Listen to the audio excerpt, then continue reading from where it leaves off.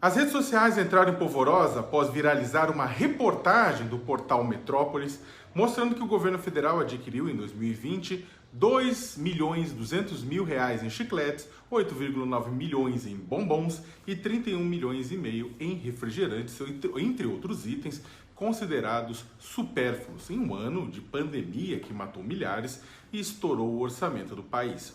A cereja do bolo, ou seu recheio, foram os 15,6 milhões consumidos na forma de leite condensado, produto, aliás, que Jair Bolsonaro gosta de passar no pão no Palácio do Alvorada. Enquanto isso, milhões de brasileiros deixaram de lado esses itens ao chegar no caixa do supermercado e fazer as contas por conta do aumento nos preços do arroz, do feijão, do óleo de soja, da carne, entre outros produtos. Vale lembrar que no ano passado, a inflação para os mais pobres foi de 6,22%, enquanto aquela que atingiu os mais ricos ficou em 2,74%, de acordo com o Instituto de Pesquisa Econômica Aplicada.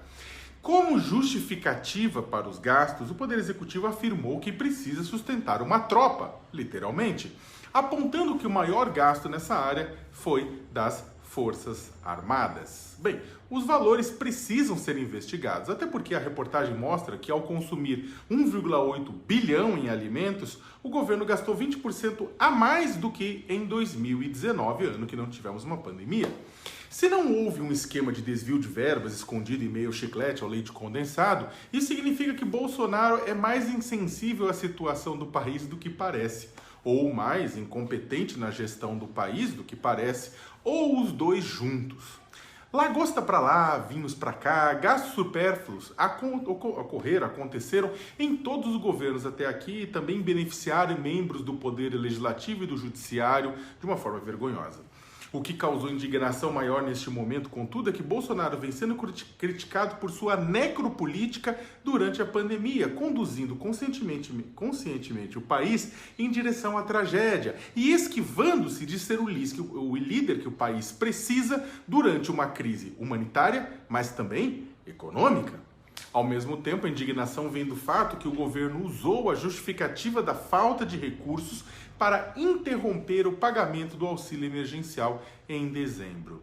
O benefício garantia não apenas a manutenção de famílias de trabalhadores pobres, que ganham até 3 salários mínimos, no momento em que uma segunda onda leva ao novo fechamento de atividades, mas também ajudava a aquecer a economia. Só não fomos mais para o buraco porque o Congresso Nacional convenceu Bolsonaro no início do ano passado a aumentar esse valor. Claro que os 2,2 milhões em chiclete, os 8,7 milhões em bombons, os 31 milhões e meio em refrigerantes e, claro, os 15,6 milhões em leite condensado não são capazes de bancar os bilhões necessários para pagar 600 ou 300 mensais a dezenas de milhões de famílias pobres. Mas eles mostram uma desconexão profunda do governo com o momento em que vive o seu país. Ao ver esses gastos, é como se ouvíssemos Bolsonaro dizer novamente: e daí? Lamento. Quer que eu faça o quê? Eu sou o Messias, mas não faço milagre, como ele disse em abril do ano passado, questionado sobre os mortos na pandemia. No dia 15 de março de 2020, em uma manifestação a favor, daqueles protestos a favor de Bolsonaro em Copacabana, no Rio de Janeiro, fãs do presidente carregavam cartazes trazendo um foda-se gigante. Esses gastos são isso. Eles são mais um capítulo dessa era em que o governo nos meteu, a era do foda-se. Defensores do presidente dizem nas redes sociais que esses valores são pequenos em comparação a outras sangrias no orçamento. A mesma justificativa usada para menosprezar os desvios de recursos públicos que, segundo o Ministério Público do Rio de Janeiro, foram comandados pelo senador Flávio Bolsonaro, Republicanos, com a ajuda de seu então assessor Fabrício Queiroz, no que convencionou se chamar de escândalo das rachadinhas. Ou seja, sacanagem ocorre quando envolve o outro lado. Bem, o ano começa sem oxigênio, sem perspectivas de vacinação em massa, sem empregos, sem auxílio emergencial, mas com a garantia que chiclete, bombom, leite condensado e cara de pau não vão faltar ao governo Bolsonaro. Qual?